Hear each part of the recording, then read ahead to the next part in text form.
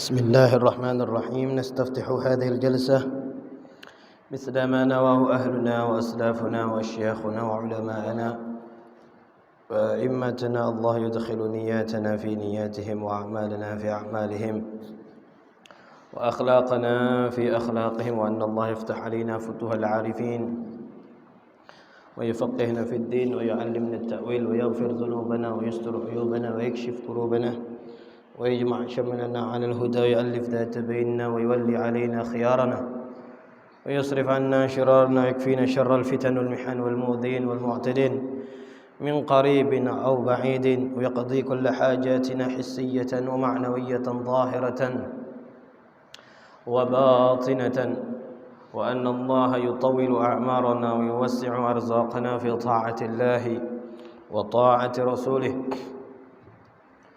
ثم لجميع مشايخنا وأستاذنا ومعلمينا وآبائنا وأمهاتنا وأجدادنا وجداتنا وجميع المسلمين والمسلمات، خصوصا لأبويا السيد أحمد نوفل بن عبد الله بن أحمد بن حامد الكاف، والأستاذ محمد رضا بن عبد الله السقاف، وسيد الوالد محمد بن عبد الرحمن الحبشي، والحبيب عبد الله بن محمد باهارون، والحبيب أبو بكر بن عبد الله نطاس. ثم لصاحب الكتاب الإمام عبد الله بن عبد الرحمن بالحاج بافضل، وجميع أئمتنا ومشايخنا أستاذنا ومعلمينا وآبائنا وأمهاتنا وساداتنا، أن الله يعلي درجاتهم في الجنة وينفعنا بأسرارهم وأنوارهم وعلومهم ونفحاتهم في الدين والدنيا والآخرة على هذه النية، وكل نية صالحة، وكل ما نوى عليه أسلافنا الصالحون إلى حضرة النبي محمد صلى الله عليه وسلم بسر الفاتحة. أعوذ بالله من الشيطان الرجيم. بسم الله الرحمن الرحيم. الحمد لله رب العالمين الرحمن الرحيم مالك يوم الدين. إياك نعبد وإياك نستعين. اهدنا الصراط المستقيم صراط الذين أنعمت عليهم غير المغضوب عليهم ولا الضالين آمين. بسم الله الرحمن الرحيم. الحمد لله رب العالمين. اللهم صل وسلم على سيدنا محمد الفاتح لما أغلق والخاتم لما سبق، ناصر الحق بالحق والهادي إلى صراطك المستقيم، وعلى آله وصحبه حق قدره ومقداره العظيم. سبحانك لا علم لنا إلا ما علمتنا إنك أنت العليم الحكيم. رب اشرح لي صدري ويسر لي أمري واحلل عقدة من لساني يفقه قولي وسدد لساني واهد قلبي بجاه النبي والصحب والآل.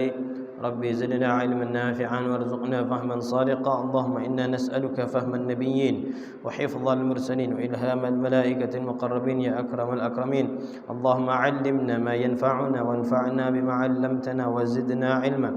اللهم امنن علينا بصفاء المعرفة وهب لنا تصحيح المعاملة فيما بيننا وبينك على السنة، وارزقنا صدق التوكل وحسن الظن بك، وامنن علينا بكل ما يقربنا إليك بعوافي الدارين. اللهم إنا نعوذ بك من علم لا ينفع ومن قلب لا يخشع ومن نفس لا تشبع ومن دعوة لا تسمع ولا يستجاب لها. نوينا التعلم والتعليم والإفادة والاستفادة والتذكر والتذكير والنفع والانتفاع والحث على التمسك بكتاب الله وسنة رسوله والدعوة إلى الهدى والدلالة على الخير ابتغاء مرضاته وقربه وثوابه سبحانه وتعالى. أما بعد، kita ulangi lagi pembahasan yang minggu kemarin. Faslun wa syurutut taharati 'anil hadathi. Bismillahirrahmanirrahim. Faslun wa syurutut taharati 'anil hadathil asghari wal akbari. Al-islamu wat tamyizu wal ma'u at-tahirul mutahhiru fala yasihhu raf'ul hadathi wala izalatun najasi إلا بالماء المطلق، وهو ما نزل من السماء أو نبع من الأرض، فإذا تغير طعم الماء أو لونه أو ريحه تغيرا فاحشا بمخالطة شيء طاهر يستغني الماء عنه كالزعفران والإسنان والجس والنورة والكحل لم تجزي الطهارة به ولا يضر التغير بالمكث والتراب والتحلب وما في مقره وممره ولا التغير بمجاور كالعود والدهن المطيب ولا تصح الطهارة بما تطهر به من حدث أو نجس. Bas, cukup. Hasbuk. Kemarin sudah sempat kita bahas, sebelum kita membahas syarat sahnya salat, syarat sahnya salat itu kita harus tahu dulu bahwasanya definisi syarat itu apa.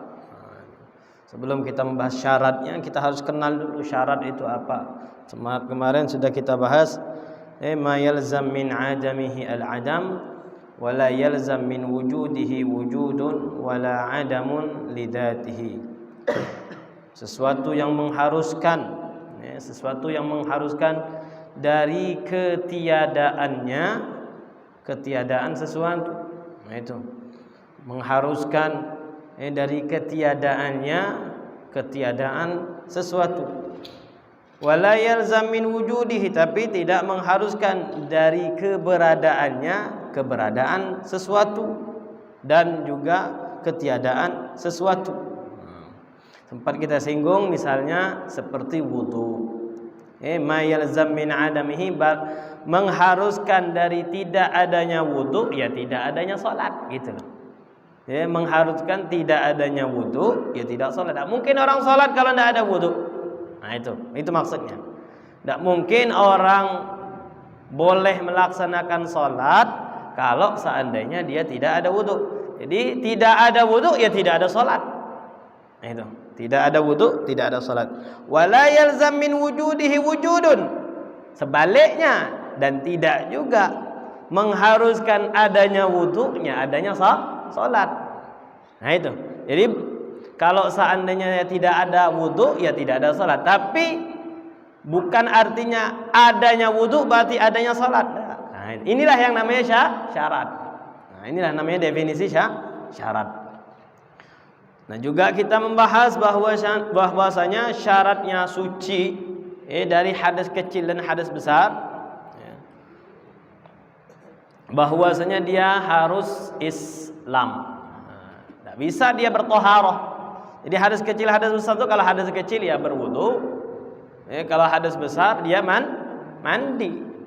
Nah, tidak sah dia berwudu atau dia mandi kalau seandainya dia belum Islam, belum menjadi Muslim, tidak sah. Mau wudu dia belum Muslim, tidak sah. Atau misalnya dia junub tadi, misalnya dalam keadaan junub mau mandi, tidak sah kalau dia belum Muslim dulu. Ya. Yang pertama Islam, yang kedua at-tamyiz, sudah tamyiz. Jadi sudah bisa membedakan mana hitam, mana putih, tahu dia warnanya. Oh ini hitam, ini putih, ngerti sudah. Jangan tidak ngerti, tahu yang mana merah, yang mana biru, yang mana kuning, yang mana hijau, tahu semua. Nah itu namanya tamyiz. Jadi tidak diharuskan bahwasanya seorang itu harus baligh. Tidak harus dia balik baru sah wudunya gitu. Nah, kalau pembahasan masalah wudu, tidak harus menunggu balik dulu. Kalau belum balik belum sah wudunya. Tidak. Yang penting kalau seandainya dia sudah tamyiz, tamyiz itu ya umur sekitar 7 tahun, 8 tahun sempat kita bahas kemarin. Makanya umur pada saat itu mulai diajak untuk sholat. Umur 7 tahun mulai diajarkan untuk sholat. Ya, kalau umur di bawahnya tidak harus dipaksakan. Tidak harus dipaksakan. Sholat bawa ke masjid biar tidak harus dipaksakan. Karena tarbiyatun nabawi, didikannya Nabi itu ngajak sholat itu, kata Nabi baru ketika umur 7 tahun aja anak kalian tuh dikenalkan sholat, Ya, jadi tidak harus. Tapi kalau seandainya untuk membiasakan tidak apa-apa. Ya, anaknya tadi umur 5 tahun, 6 tahun, 4 tahun. Yang penting jangan sampai menimbulkan fitnah. Itu saja. Makanya lebih baik kalau ngajak anak sholat itu kalau di bawah umur 7 tahun itu lebih baik di rumah saja, tidak usah di masjid. Tidak usah di masjid. Kalau seandainya tidak bisa dikontrol. Kalau seandainya dikontrol, bisa dikontrol. Ini anak memang tabiatnya penurut. Tabiatnya kalau dikasih tahu bisa. Nah sudah, tidak apa-apa. Biasakan dia ke masjid, biar cinta dia ke masjid. Tapi ada model tipe anak yang memang tidak bisa. Kalau seandainya tidak diawas dalam pantauan kita, sudah kemana-mana. Nah jangan sudah. Justru ini bakal menimbulkan fitnah. Lebih baik kita mulai biasakan dia di rumah dulu. Gimana? Di rumah diajarkan sholat, ngelihat kita sholat dan sejenisnya. Nah tapi kalau sudah umur 7 tahun mulai, itu sudah mumayyiz, sudah ngerti dia. Makanya dulu itu anak sekolah itu kalau sekarang dari kecil sudah dicekokin belajar. Makanya karakternya anak sekarang keras-keras gitu, karena disuruh belajar dari kecil. Waktunya bermain malah disuruh belajar. Ini bukan tarbiyahnya Nabawi sebenarnya. Anak sudah umur berapa? 3 tahun sudah masuk PAUD gitu ya. Berapa umurnya itu? Yang dimasukkan PAUD itu? 4 tahun. Ya, disuruh belajar, disuruh ini, ada tugas ini, ada tugas. Waktunya main itu. Waktunya main mereka itu. Dipaksa. Wah, kalau enggak pintar nanti dah ini. Terlepas dari itu bukan pendidikannya Rasulullah SAW. Ikutin ajarannya Nabi itu ya umur 7 tahun diajarkan. Nah, itu dibiasakan, mulai dikenalkan. Ya, jadi kalau sudah tamyiz sah wudunya, cukup sudah wudunya tadi. Nah kalau belum tamyiz umur 5 tahun, 6 tahun. Kalau 6 tahun antara tamyiz dan tidak tamyiz. Umur di bawah 5 tahun ke bawah itu belum mumayyiz, maka wudunya tidak sah dia. Tidak sah dia wudu karena belum mumayyiz. Yang ketiga, airnya harus suci mensucikan. Harus suci mensucikan. Makanya nanti kita akan bahas tentang air. Setelah ini kita akan membahas lebih dalam lagi jenis-jenis air, hukum-hukum air, dan seterusnya. Jadi syarat supaya bersucinya tadi sah, baik itu dari hadas kecil atau hadas besar, maka airnya tadi harus suci mensucikan. Itu yang ketiga. Yang keempat, harus bersih, suci dari haid dan nifas. Ini untuk perempuan. Untuk perempuan harus suci dari haid atau nifas. Dan juga suci dari apa saja yang menghalangi sampainya air ke kulit. Makanya kalau seandainya ada cat, itu tidak boleh, harus dibersihkan dulu anggota wuduknya. Misalnya tadi terkena cat, hilangkan dulu catnya, jangan langsung. Apa saja yang sekiranya menghalangi air tadi nyampe ke kulit. Kuku ini bagian dari kulit. Kuku ini bagian dari kulit, bagian dari basyarah, bukan bagian dari kulit, tapi bagian dari basyarah. Basyarah itu yang zahir, bagian yang nampak. Nah itu, bukan harus kulit, rambut bukan kulit. Nah, tapi kalau seandainya sesuatu yang nampak, tapi bagian yang zahir. Jadi kalau seandainya rambut ini dikasih cat, cat rambut, yang mana cat rambut tadi yang menghalangi air meresap ke dalam rambut, maka tidak boleh. Jadi tidak sah maksudnya itu. Artinya tidak sah bersucinya tadi. Jadi harus bersih dari hal-hal yang menghalangi sampainya air ke bagian zahir dari tubuh. Nah, kalau ada pun dalam misalnya tato, itu sudah maafu sudah. Sudah maafu karena dia bukan di luar lagi, sudah di dalam sudah. Nah, itu. Jadi masalah tato itu sudah banyak sudah dibahas itu. Sudah banyak dibahas. Dia bikin tatonya dosa kalau dia tahu hukumnya. Jadi kalau pembahasan hukumnya, tato itu kalau dia tahu hukumnya dosa. Masalahnya orang yang buat tato tidak tahu hukumnya. Kebanyakan orang yang memang tidak dididik dengan pendidikan agama. Nah itu tadi. Makanya kalau seandainya dijauhkan dari agama, Yesus siap-siap. Makanya kita belajar ini pun kita ini masih di maqamul Islam. Maqamul Islam, makamnya Islam. Belum maqamul ihsan, nanti ihsan itu. Islamnya dulu kita perbaiki dulu. Bagaimana ibadah yang diperintahkan Allah secara zahir ini sudah bagus belum? Sudah benar belum? Sudah sah belum? Sudah dianggap belum? Nah, ini nanti kalau makanya di dalam hadis Jibril itu disebutkan Nabi itu ditanya oleh malaikat Jibril tentang Islam dulu. Ya, tentang Islam, baru setelah itu tentang iman, baru setelah itu tentang ihsan. Makanya perbaiki dulu Islamnya kita ini, sudah baik belum? Baru ngomong ketinggian itu boleh, ngomong tinggi. Tapi kalau seandainya Islamnya sudah bagus, sudah baik, sudah sempurna, ini sholatnya saja tidak tahu dia, ngurusin najis saja tidak bisa dia, bersihkan najis tidak ngerti dia. Mana kalau seandainya najisnya mughalladha, mutawassithah, mukhaffafah, tidak tahu dia. Tapi sudah ngomongnya sudah Isra Mi'raj sudah. Oh, ke sana, ke surga, ke Mekah, kemana. Ditanya masalah apa? Masalah najis tidak tahu dia. Nah, sudah. Bahaya orang yang seperti ini. Bahaya seperti ini.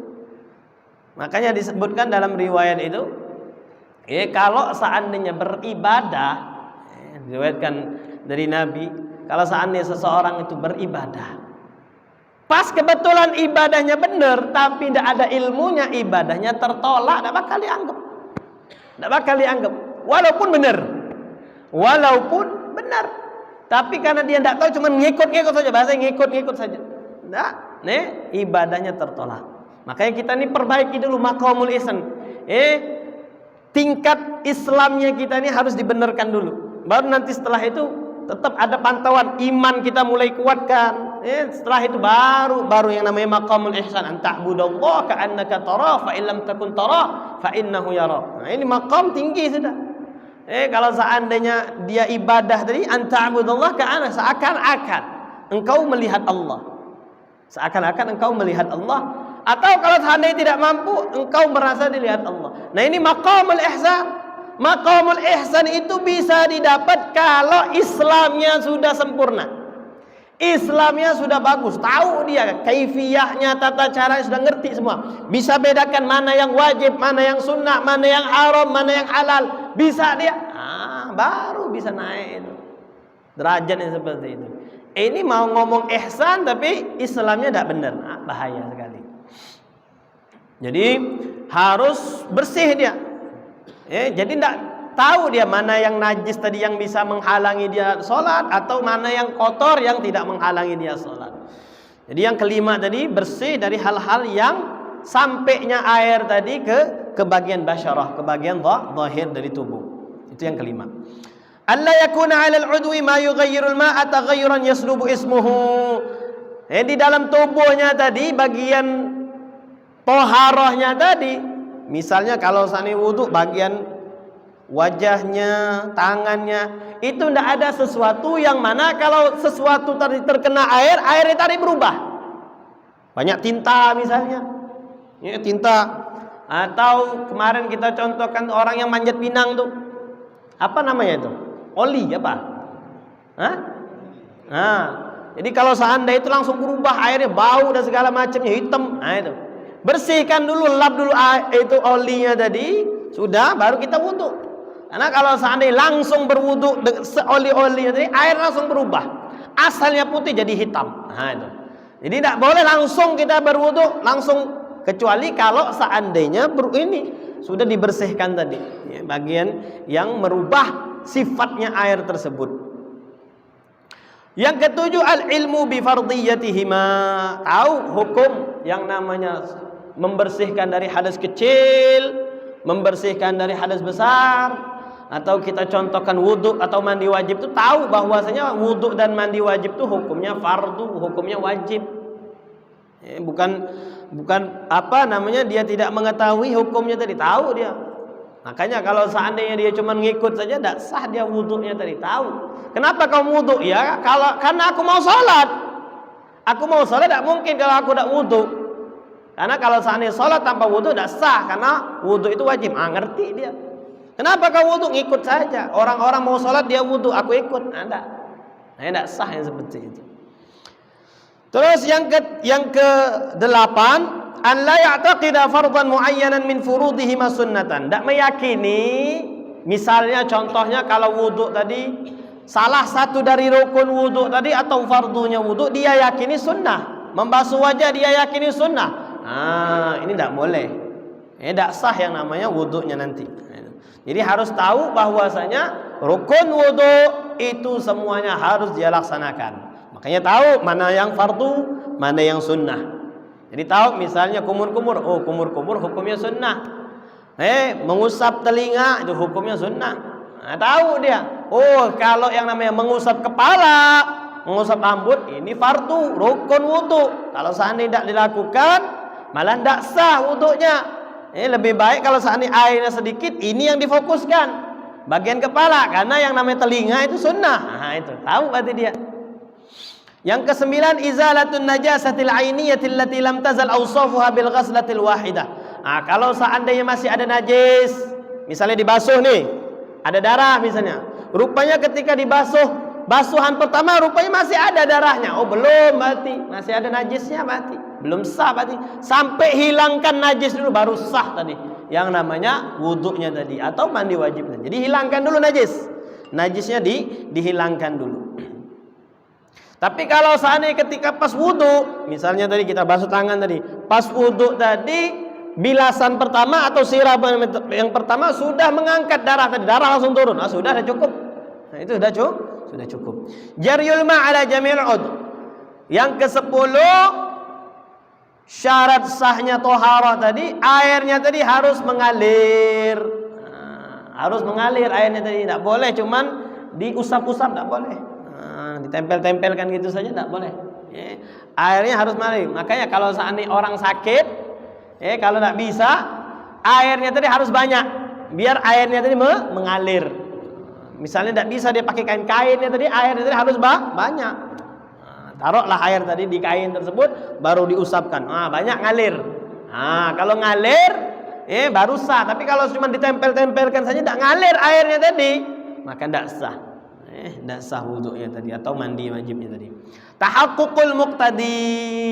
Nah, kepastian yang mengharuskan dia bersuci tadi, dia tahu dia harus memastikan bahwasanya dia harus bersuci. Jadi contohnya kasusnya falau tayaqqana tuhra. Dia yakin bahwasanya pada saat ini dia ini dalam keadaan suci. Suci dia. Tsumma syakka hal ahdatha amla. Kemudian dia ragu. Dia yakin asalnya, bahwasanya dia dalam keadaan suci. Kemudian ragu-ragu, ragu-ragu apakah dia tadi kentut tak tadi ya? Bahasanya kentut tak tadi? Sudah katanya. Fatawaddu ini, jaga-jaga saja sudah wuduk saja. Wuduk saja biar kalau seandainya dia batal, berarti sudah wuduk. Nah ini, jadi wuduknya tadi karena jaga-jaga, bukan pasti, bukan dia mastikan bahwasanya dia ini dalam keadaan hadas. Nah, thumma syakka hal ahdatha am la fatawaddu ihtiyatan. Thumma bana, kemudian iya betul tadi aku kentut misalnya. Betul tadi aku batal tadi. Jadi ketika dia wudu tadi, ketika dia bersuci tadi dalam keadaan masih 50-50, masih ragu-ragu.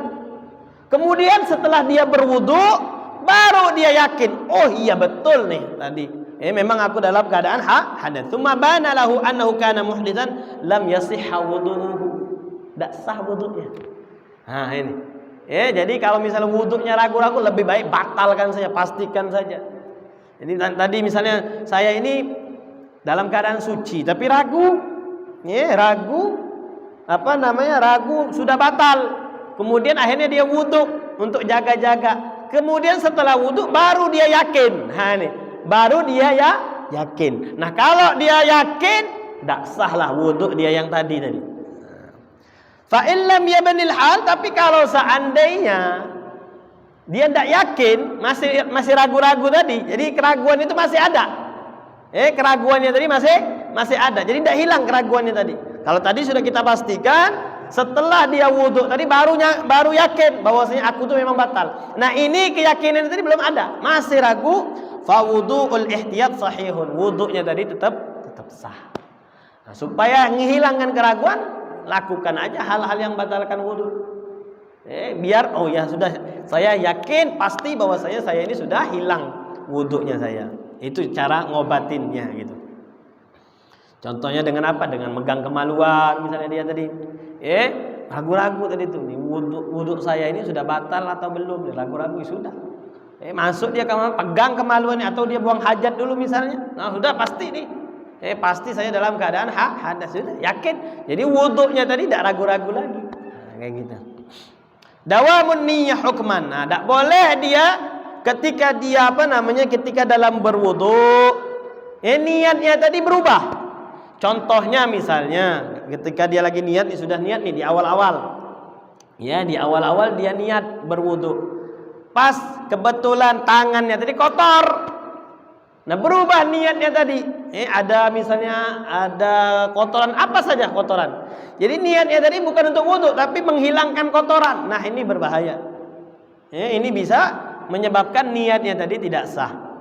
Jadi misalnya ada kotoran, sudah. Kalau seandainya niatnya sambil dia wudu sah.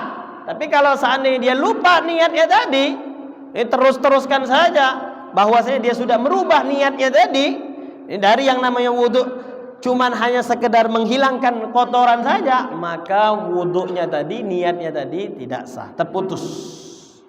Nah, itu yang ke-12. Yang ke-13 bahwasanya tidak boleh ditalik. Apa taklik itu? Kalau seandainya dikasih syarat. Kalau dikasih syarat. Misalnya contohnya nawaitul wudu'a insyaallah. Aku niat wudu insyaallah. Nah, itu tidak boleh seperti itu. Nawaitul ghusla insyaallah. Nah, tidak boleh itu seperti itu. Niat seperti itu tidak sah. Katanya ditaklik. Terus yang ke-14 dan ke-15 dukhulul waqti wal muwalah. Masuknya waktu dan kontinu lidaimil hadas bagi orang yang selalu hadas. Nah, ini. Jadi kalau orang yang selalu hadas, suka darahnya keluar, suka netes-netes terus, suka keluar angin sedikit-sedikit. Nah, ini penyakit namanya. Nah, wudunya orang-orang yang seperti ini tidak boleh kecuali kalau seandainya sudah masuk waktu. Sudah masuk waktu baru boleh dia wudu. Selagi belum masuk waktu mana tidak boleh dia. Tidak boleh dia. Itulah tadi ada 15 syarat. Syarat sahnya bersuci. Ada yang mau bertanya sebelum kita masuk lagi? Ada yang mau ditanyakan? Ada pertanyaan, Pak? Silakan, Pak. Silakan.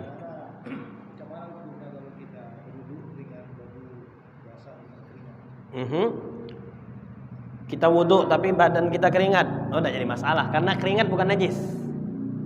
Keringat bukan najis. Ya, jadi tidak jadi masalah walaupun kita basah-basah keringat kita atau kita lagi kerja, badan kita berdebu misalnya, debuan, bahkan lumpur, misalnya ada lumpur. Yang penting bagian kita pastikan bahwasanya di antara tubuh kita tadi bukan najis. Bukan najis. Jadi kalau seandainya ada najis, kita tidak boleh sholat tapi wudhu kita sah. Yang penting bagian najisnya tadi bukan bagian yang ada di dalam wudhu. Contohnya misalnya. Jadi kalau misalnya tangan, misalnya wajahnya ada najis, ya hilangkan dulu najisnya tadi. Hilangkan dulu najis, baru boleh wudhunya tadi. Kalau seandainya masih ada najisnya belum boleh. Tapi kalau di tubuh selain wudhu, misalnya ada najis, darah, dia wudhu tidak apa-apa. Tapi kalau untuk sholat tidak boleh dia. Kenapa? Karena lagi sholat tidak boleh bawa najis. Nah, itu. Tapi wudhunya sah. Seperti itu. Jadi kalau keringetan, debuan, bajunya bau, misalnya bajunya bau, apek, bajunya apek bukan karena najis tapi apeknya tadi itu tidak jadi masalah. Cuman kita punya kewajiban untuk jangan sampai mengganggu kaum muslim jamaah. Nah, tidak boleh kita. Jadi sholat kita itu jangan sampai orang, nah itu jangan, ya, tidak boleh seperti itu. Makanya di antara uzur sholat berjamaah, di antara uzur sholat berjamaah itu mulut kita bau. Kalau mulut kita bau, tidak usah sholat berjamaah, uzur. Walaupun misalnya kalau sudah disikatin sudah apain, misalnya masih bau nih, orang rumah saja ini terganggu dengan kita, apalagi orang lain. Nah itu. Jadi kalau seandainya mulut kita bau, tidak usah. Pada saat itu kita uzur sholat berjamaah, tapi tetap dicatat kita dapat pahala berjamaah. Kenapa tidak mau sholat berjamaah? Bukan kenapa? Karena mulut saya bau. Kalau badan saya bau, sudah nih dikasih minyak wangi, sudah masih bau juga, kalah minyak wangi misalnya. Sudah udzur dia salat berjamaah. Nah, itu. Kalau kejadian macam tadi itu Nah, enggak boleh seperti itu. Hah? Ya bisa makruh, bisa haram. Bisa makruh, bisa haram. Karena mengganggu. Kecuali kalau dia tidak sadar bahasanya. Tidak bisa dihukumi dia berdosa kalau dia tidak sadar. Dia tidak sadar nih, bukannya dia sadar. Kalau dia sadar lain ceritanya, sengaja ini dosa dia. Kalau dia tidak sadar ya lain, hisabnya lah lain. Makanya makruh orang yang seperti ini. Tapi kalau dia sengaja, dia bau-bau nih biar rasain semuanya bau, nah itu dosa, itu haram hukumnya. Nah itu. Silahkan. Iya.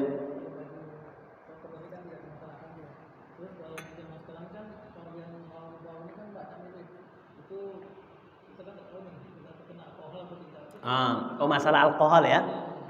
Masalah alkohol bukan baku. Alkohol itu, apalagi alkohol yang ada di parfum itu bukan sama dengan alkohol yang ada di minuman. Karena status alkohol yang di minuman itu melalui fermentasi dia, bukan asli dicampur. Makanya di sini ulama membedakan. Ulama sekarang ada dua pendapat mengatakan tetap tidak boleh pakai alkohol. Kalau ada parfum yang pakai alkohol tidak boleh. Ada lagi yang mengatakan tidak, sudah beda sudah statusnya itu. Alkoholnya bukan alkohol untuk yang seperti khamar. Jadi kalau seandainya seperti itu boleh. Jadi silakan. Kalau yang was-was tidak usahlah dia pakai parfum yang alkohol. Kalau dia tidak was-was, silakan. Karena itu ada dua pendapat yang seperti itu. Karena alkohol itu, alkohol yang ada di parfum itu ketika sudah dispray, sudah disemprotkan, persentase alkoholnya sudah hilang. Yang tinggal hanya zat parfumnya saja. Makanya tidak najis. Ada lagi? Silahkan. Ya silahkan. Awalnya kita mau pergi ke masjid, tiba-tiba ada nyamuk yang nempel. Berdarah dia. Ya. Itu harus kita batalkan lagi. Kalau lagi sholat nih, sedang sholat, otomatis kita tidak bakal dianggap sholat kita. Kita batalkan sholat kita. Karena walaupun kita batalkan, memang sudah batal sholatnya. Sholatnya itu sudah batal. Kenapa sholatnya sudah batal? Otomatis bahasanya. Otomatis batal sholatnya karena tadi bawa najis, bangke itu najis. Jadi sudah, caranya ya sudah. Kalau seandainya softnya rame, ya sudah kita duduk saja, duduk tahiyat gitu sudah. Kalau seandainya tidak memungkinkan untuk lewat misalnya, karena posisinya itu terlalu rapat misalnya, tidak bisa lewat. Adapun kalau seandainya bisa lewat sudah. Jangan kita teruskan sholat, tidak boleh kita teruskan sholat. Malah justru kita berdosa. Kita neruskan sholat itu kenapa berdosa? Karena berbohong. Nah, itu berbohong. Jadi batal, otomatis batal. Kecuali kalau seandainya tidak ada najisnya. Jadi memang najis, bangkainya saja. Misalnya tiba-tiba ada angin, ya, ke bawah angin rupanya bangkainya nyamuk tadi. Ini kering. Nah kalau kering kita cepat-cepat kita singkirkan.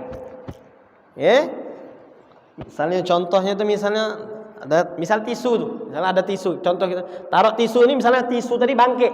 Nah kita misalnya ininya bangkainya nyamuk tadi kita langsung giniin, biar jatuh dia. Tidak boleh dipegang. Jangan langsung dipegang langsung. Kalau dipegang langsung tidak boleh, kita bawa najis namanya itu. Tapi kalau seandainya kita melihat ada ini langsung kita giniin, terus jatuh dia, ya, jatuh, sholat kita tetap sah. Nah itu ada misalnya kotoran, cicak yang kering. Nah itu bisa sekiranya tidak basah dia bisa langsung dibuang. Nah itu bisa kita teruskan sholatnya, sah sholatnya itu. Walaupun sempat ada najis. Ada lagi silakan.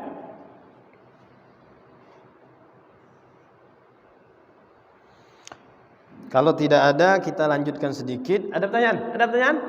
Fala yasihhu raf'ul hadas. Maka tidak sah. Ya, sudah tahu kita tadi syarat-syaratnya ada 15 tadi. Fala yasihhu raf'ul hadas. Tidak sah mengangkat hadas. Al-asghar wal akbar. Baik itu hadas kecil atau hadas besar. Wala izalatun najis.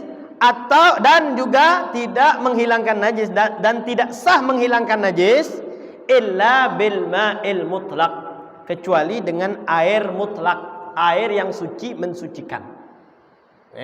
Jadi tidak boleh kalau seandainya air kopi, air jus, air apa namanya yang rasa itu mizon, tidak boleh. Tidak boleh itu. Karena airnya sudah bercampur, bukan air mutlak lagi dia. Jadi tidak sah kita mengangkat hadas kita, baik hadas kecil atau hadas besar atau menghilangkan najis, kecuali dengan air yang suci mensucikan atau air mutlak. Jadi kalau misalnya kita nih, misalnya pas kebetulan mizon dari itu kita siramin darah kita tadi, belum menghilangkan najis itu, belum dikatakan menghilangkan najis, harus disiram pakai air aqua. Nah sudah, baru hilanglah yang namanya najis tadi. Jadi tidak bisa pakai air yang bukan air yang mutlak. Nah, air mutlak itu apa saja? Mana nazala minas sama, apa saja yang turun dari langit. Au naba'a minal ard, atau yang keluar dari bumi. Nah, makanya ada macam-macam. Yang keluar dari yang turun dari langit ada 3 jenis. Ada tiga jenis. Yang kita tahu air hujan saja. Yang kita tahu air hujan saja kan. Nah, padahal sama-sama turun, tapi yang kalau hujan itu turunnya dari turun sampai ke bawahnya cair, itu air hujan. Ada lagi yang namanya ma'ul barad. Ma'ul barad itu kalau seandainya dia turunnya itu keras, sampai ke bumi dia cair. Nah itu hujan batu tuh. Nah itu apa namanya itu? Hujan es. Nah, hujan es. Beda lagi, ada lagi hujan salju. Kalau hujan salju itu turunnya dia cair, tiba di bawah dia mengeras. Nah, ini hujan salju. Nah, karena dia cuaca dingin airnya. Jadi ada 3 kalau yang turun dari langit itu. Air hujan batu atau air salju. Nah, ini boleh. Tiga-tiganya boleh. Tapi caranya ya harus dicairkan. Atau yang keluar dari bumi. Nah, sering tahu kita ada air laut, ada air sungai, ada mata air. Nah itu ada air sumur. Nah itu semuanya yang keluar dari bumi. Nah 7-7-nya itu boleh digunakan untuk bersuci.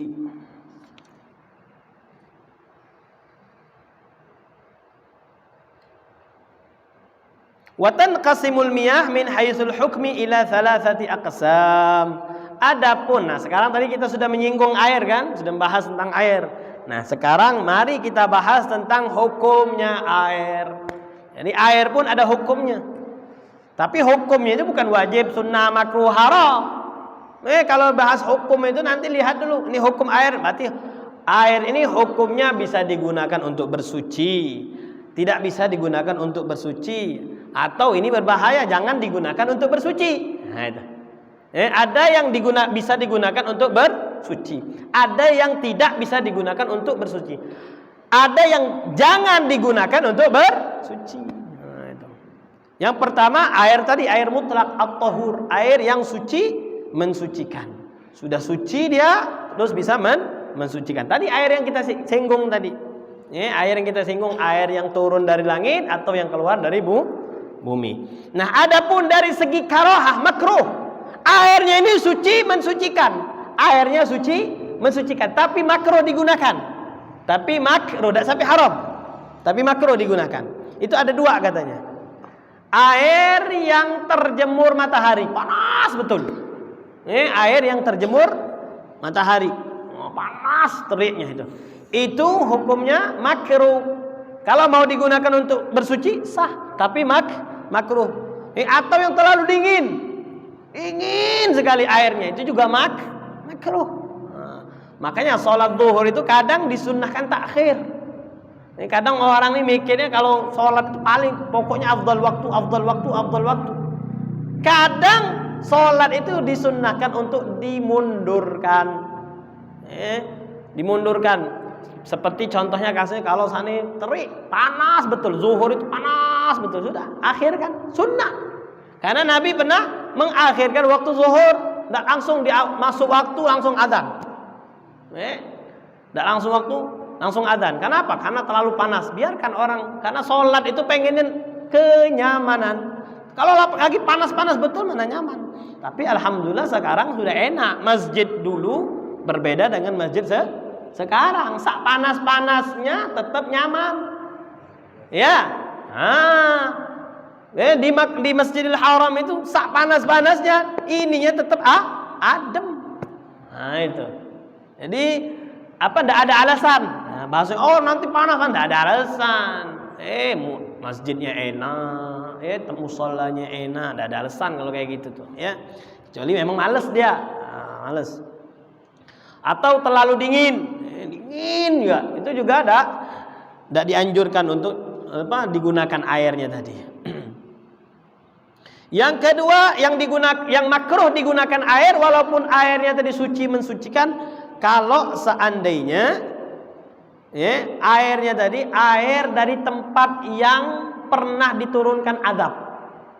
Ada yang mana laut mati, tak pernah dengar ceritanya laut mati. Laut mati itu tempat Allah pernah menurunkan azab kepada kaum Lut kalau tidak salah. Kaum Lut apa kaum Ad. Itu airnya tidak dianjurkan untuk digunakan karena ini daerah ini bekas dilaknat diturunkan azab. Jadi tempat yang diturunkan azab itu tidak dianjurkan. Jadi kalau misalnya ada musola, masjid itu tidak dianjurkan sholat di situ. Karena tempat itu pernah diturunkan azab. Seperti kaum Lut, daerahnya kaum Lut di sini disebut wa diyaru qaumi Lut. Itu yang pertama. Ada lagi al-ma'u tahir ghairal mutahhir. Ada lagi airnya suci tapi tidak mensucikan. Dibagilah menjadi dua. Ada yang namanya air mustakmal, ada yang namanya air yang berubah dengan campuran. Jadi airnya itu suci mensucikan, airnya suci tapi tidak mensucikan. Pertama, macamnya itu adalah air yang mustakmal. Nah, ini sering ini mustakmal nih. Air mustakmal itu wahwa mastu'mila fi raf'i hadatsin. Air yang habis digunakan, selesai digunakan untuk mengangkat hadas. Lagi mandi nih. Nah, air bekas mandian tuh, air yang bekas mandian, bukan air yang terkena percikan. Ini harus dipahami terus, betul nih.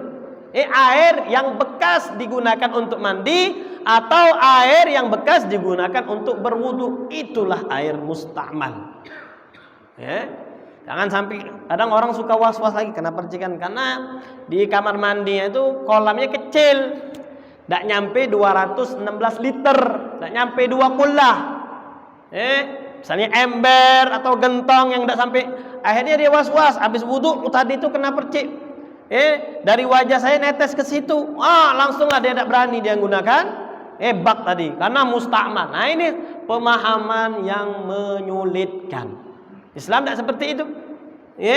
Lihat kalau seandainya apa yang jatuh ke air tadi, ke bak tadi sedikit, maka tidak dihukumi mustakmal. Makanya harus dipahami mustakmal itu air bekas digunakan untuk bersuci.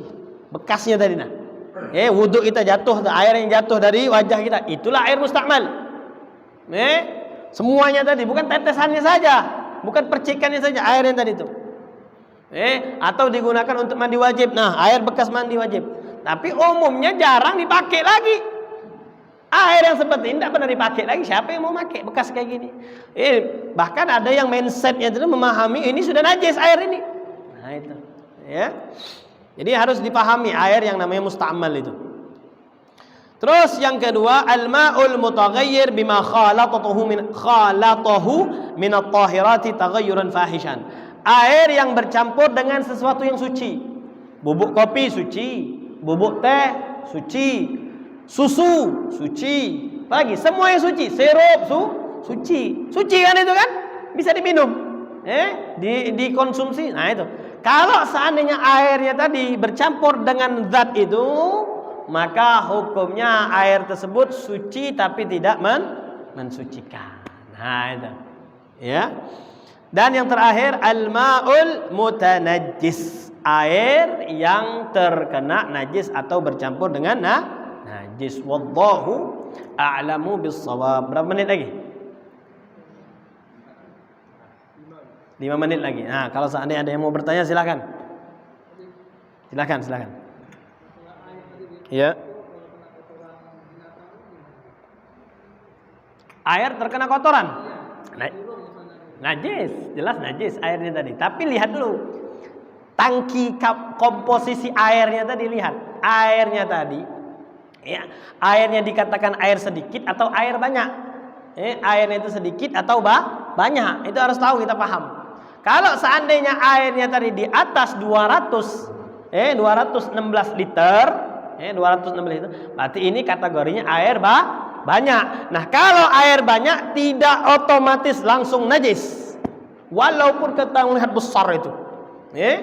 Jadi burungnya tadi keluar hajatnya besar, boom. Nah, itu.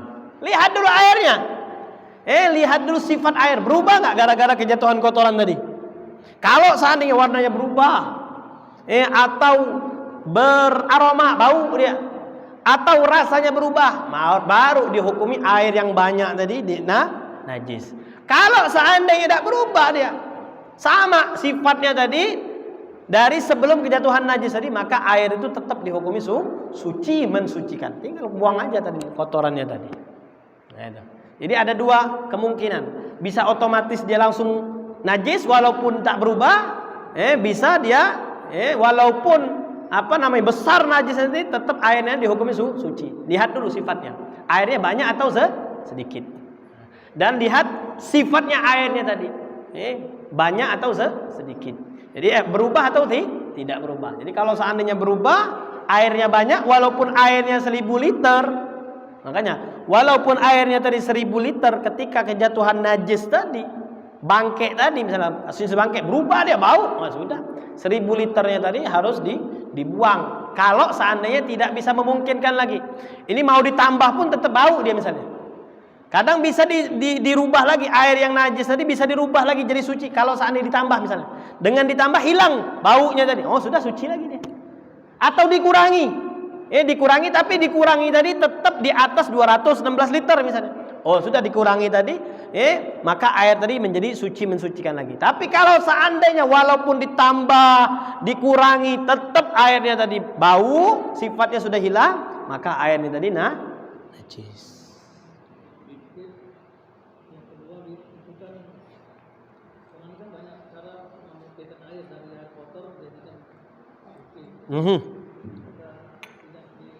Nah, kalau seandainya kalau najis asli tidak boleh. Najis asli tidak boleh. Dia memang air kencing misalnya. Air kencing walaupun nanti dimasukkan dalam mesin dia berubah, tidak bisa. Karena memang aslinya dia najis. Kalau dia tadi campuran air najis, tapi ketika dimasukkan dalam alat tadi dan menjadi banyak. Jadi banyak dia, tapi bukan asli najis, air najis misalnya. Air najis. Ketika dikumpulkan, disaring, dan tangkinya tadi, airnya tadi lebih dari 216 liter dan tidak ada sifat lagi najis, baru dikatakan suci, mensucikan. Kayak gitu. Tapi kalau seandainya najis tidak boleh. Silakan, Pak. Air kelapa yang tawar bisa digunakan. Air apa? Air kelapa yang tawar. Air kelapa yang. Nah, kalau seandainya dia tidak ada aromanya, tidak ada rasanya, baru bisa dia digunakan untuk bersuci. Murni dia. Kalau seandainya murni, tidak ada sifat-sifat yang seperti umumnya. Boleh digunakan. Tapi jarang sekali. Jarang sekali. Silakan. Kalau air itu suci, tapi dia dikasih citrum. Sekarang ada penyakit citrum. Itu kalau berubah asam citrum. Kalau berubah rasanya. Nah, sudah, tidak bisa. Dia suci tapi tidak mensucikan. Suci tapi tidak. Makanya hati-hati juga kalau misalnya mau nyuci baju kita. Kalau kita mau nyuci baju hati-hati. Harus dibilas lagi dia. Di rumah itu kan ember. Terus mau berwudu pakai dari ember, tapi kita pakai dulu. Sah. Tidak apa-apa, walaupun sedikit tidak apa-apa. Makanya air segini pun kita boleh digunakan untuk bersuci.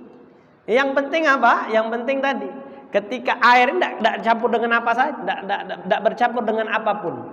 Ketika kita bersuci, misalnya tidak jatuh ke sini, Walaupun sedikit pun bisa digunakan. Jangankan yang ember tadi. Jadi tidak harus kita ember kita penuhkan dulu baru boleh. Nah. Yang penting jangan sampai ketika wudhu tadi kita wudhu air itu masuk ke dalam ember tadi. Itu aja. Jadi kita harus pastikan dulu tidak ada najis air ini. Ya, ada nggak najis? Tidak ada najis, sudah aman. Dan juga tidak bercampur tadi ketika kita wudhu airnya tidak jatuh ke ember itu. Kalau airnya langsung jatuh ke ember itu, ya itulah yang namanya musta'mal. Jadi tidak harus. Tidak harus nunggu ngeluber dulu dan segala macamnya, tidak harus. Wallahu a'lam. Ada lagi? Jelas Pak ya? Jadi tidak usah ragu-ragu yang masalah kayak gitu. Tidak harus nunggu airnya tuh. Yang penting sudah digunakan bisa untuk bersuci, bisa. Sudah dikatakan suci mensucikan. Wallahu a'lamu bis-shawab. Subhanakallahumma wa bihamdika asyhadu an la ilaha illa anta astaghfiruka wa atubu ilaik.